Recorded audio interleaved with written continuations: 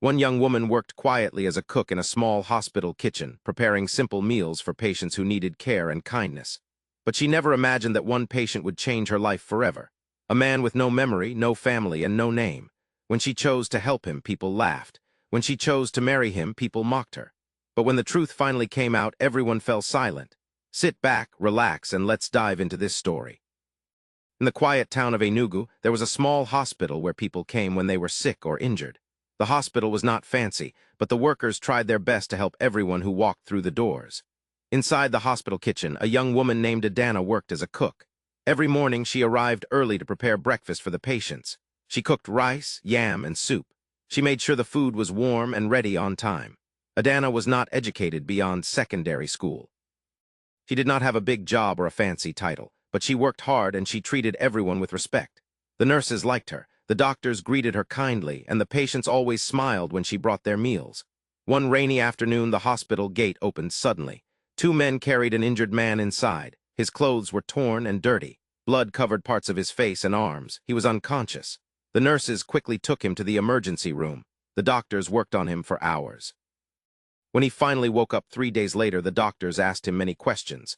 "What is your name? Where do you live? Do you have family?" But the man could not answer any of them. He stared at the doctors with confusion in his eyes. He could not remember anything, not his name, not his home, not even his own face. The doctors called it amnesia. They said his memory might return with time, or it might not. They did not know for sure. Days passed, and the man remained in the hospital. Because he had no name, the nurses began calling him Chitty. It was just a name they gave him so they could write something on his file. Chitty stayed in bed most of the time. He was quiet and did not speak much. Sometimes he looked out the window as if he was searching for something he could not find. Adana noticed him during her daily rounds. She brought his meals 3 times a day. At first, he barely looked at the food. He seemed lost in his own thoughts. But Adana did not walk away immediately like the others. She stayed for a moment and spoke gently. "You need to eat," she said. "It will help you get stronger." Chitty looked at her briefly, then looked away. Adana did not force him. She simply placed the tray beside him and left quietly. The next day, she returned with his breakfast. This time, she smiled. "Good morning," she said. "I made something warm for you today." Chitty looked at the food, then at her. Slowly, he picked up the spoon and began to eat. Adana felt a small sense of relief.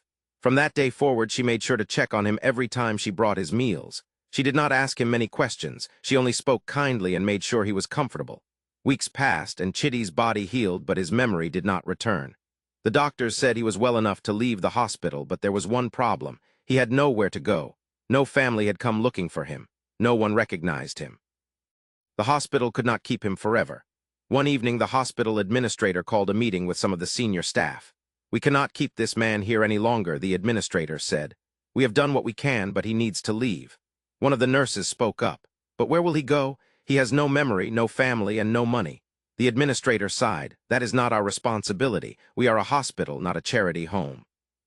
Adana was passing by the office when she heard the conversation. She stopped and listened quietly.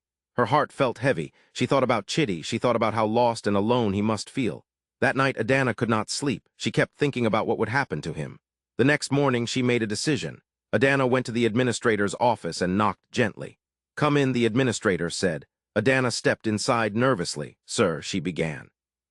"I heard that the patient called Chitty will be leaving soon." The administrator nodded. "Yes, we cannot keep him any longer." Adana took a deep breath. "I want to take him home with me." The administrator looked at her in surprise. "You want to do what?" "I will take care of him," Adana said. "He has no one else." The administrator leaned back in his chair. "Do you understand what you are saying? He is a stranger. You do not know anything about him." Adana nodded. "I know, but I cannot just watch him suffer." The administrator studied her face for a moment. Then he sighed. "If that is what you want, I will not stop you. But remember, this is your choice." Adana smiled slightly. "Thank you, sir." When Adana told Chitty about her decision, he looked at her with confusion. "Why would you do this?" he asked quietly.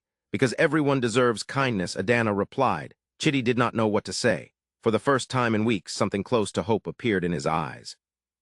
A few days later, Adana took Chitty to her small house. It was not much, just 2 rooms in a quiet neighborhood, but it was clean and comfortable. She prepared a space for him and made sure he had everything he needed. At first, Chitty stayed quiet most of the time. He helped with small tasks around the house. He swept the floor. He fetched water. He tried to make himself useful. Adana did not ask him to do these things, but he did them anyway. Slowly, they began to talk more. Adana told him about her life. She told him about her work at the hospital. She told him about her parents who had passed away years ago. Chitty listened carefully. He wished he could share his own story, but he had nothing to tell. Months passed. People in the neighborhood began to notice that Adana was living with a man. Some of them whispered, others asked questions. "Why are you keeping a stranger in your house?" one neighbor asked. "He is not a stranger," Adana replied calmly. "He is someone who needed help," but people still talked. They said she was foolish.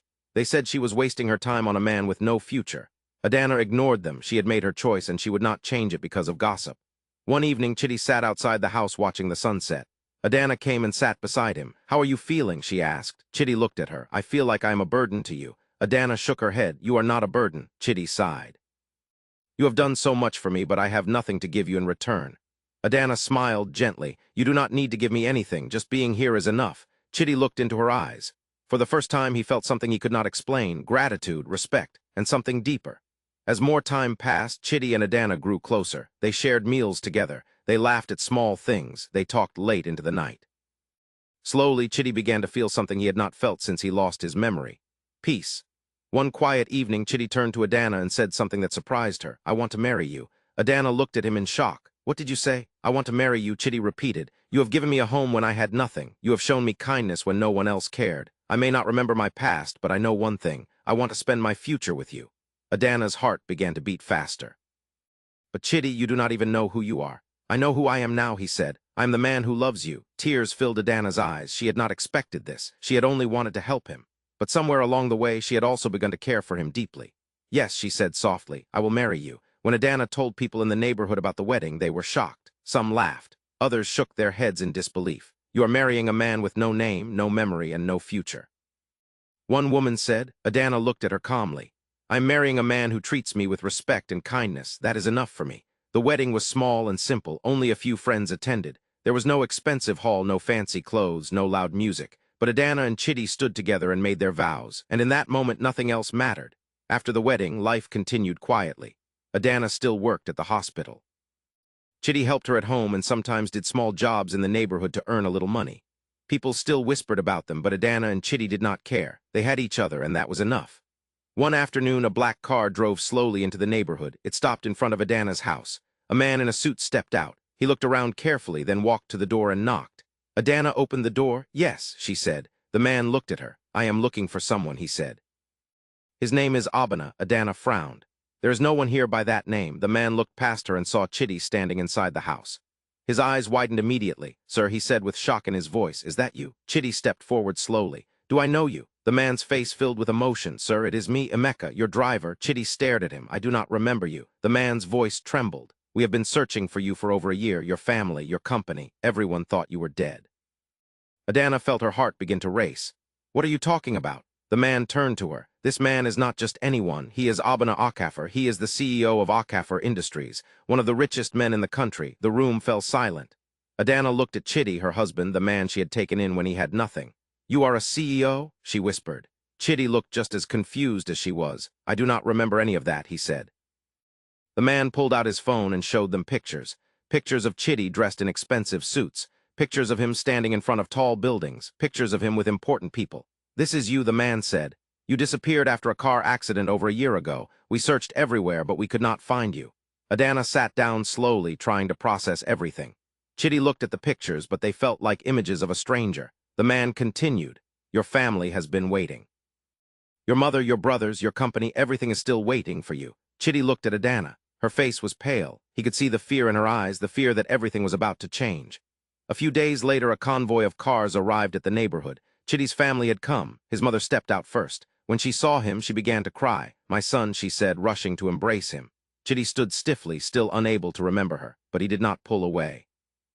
His brothers greeted him with relief and joy. They explained everything: the accident, the search, the pain of not knowing whether he was alive or dead. Then one of his brothers noticed Adana standing quietly in the corner. "Who is she?" he asked. Chitty turned and looked at Adana. "She is my wife," he said. The family fell silent. His mother looked shocked. "Your wife?" Chitty nodded. "She saved my life. She took care of me when I had nothing, and I married her." His brother frowned. "But you did not remember anything. How could you marry someone?" "Because she loved me when I had nothing," Chitty said firmly, "and I love her." His mother stepped forward and looked at Adana carefully. Then slowly her expression softened. "Thank you," she said quietly. "Thank you for taking care of my son." Adana nodded, unable to speak. In the weeks that followed, Chitty returned to his old life. But he did not leave Adana behind. He brought her with him. He introduced her to his world. Some people were surprised, some whispered, but Chitty did not care. He stood beside Adana at every event, every meeting, every gathering. Slowly his memory began to return. He remembered his company, he remembered his family, he remembered pieces of his past. But one thing remained clear. The love he felt for Adana was not based on memory, it was based on truth. One evening, Chitty held a large gathering. He invited family, friends, and business partners. When everyone was present, he stood up and spoke. "Many of you know that I lost my memory," he began. "I forgot my name, my family, and my life. But during that time, one person stayed with me. One person cared for me when I had nothing to offer." He looked at Adana. "That person is my wife. And today I want the whole world to know that I am proud to call her my partner." The room erupted in applause. Adana's eyes filled with tears. Chitty walked over to her and took her hand. "You loved me when I was nobody," he said softly, "and I will love you for the rest of my life. My wonderful viewers, true love is not about wealth or status. It is about choosing someone even when they have nothing to offer but themselves." What do you think about this story?